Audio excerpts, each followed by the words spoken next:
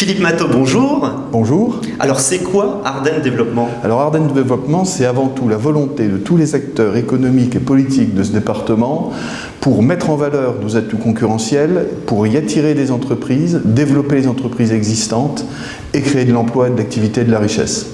On parle de développement économique, or la majorité des entrepreneurs que l'on rencontre se disent freinés, voire plombés dans leur enthousiasme. Deux raisons récurrentes ressortent de leurs propos: trop de bureaucratie et un racket fiscal délétère. Que leur répondez-vous? Sur trop de bureaucratie, c'est pas Ardennes Développement qui changera le monde, mais vraiment, moi à titre personnel, je dis qu'il faudrait faire des coupes sombres dans tout ce qui est règlement. Tout règlement tue l'emploi et l'activité. Sur le plan de la fiscalité, on a quelque chose d'absolument fantastique dans les Ardennes, c'est le bassin d'emploi redynamisé.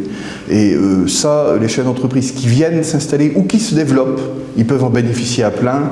Ce n'est pas des petites sommes, ça peut représenter plusieurs centaines de milliers d'euros par an. Dès la mise en place de l'agence, vous avez tout de suite été très présent sur toutes les facettes du web. C'est important à vos yeux, cette visibilité numérique pour Ardennes Développement?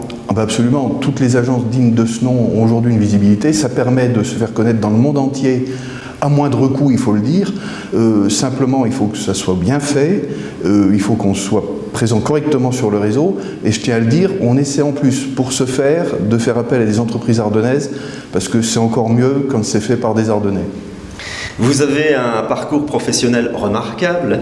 Qu'est-ce qui vous a motivé à rester dans les Ardennes en occupant la présidence de cette agence? J'ai eu l'honneur d'en être le député pendant plusieurs années.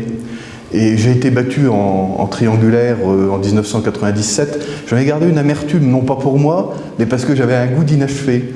Et après, maintenant que je suis en retraite, j'ai du temps à donner, donner à mon département, et puis essayer de faire ce que j'ai pas pu terminer à l'époque, c'est peut-être un beau challenge.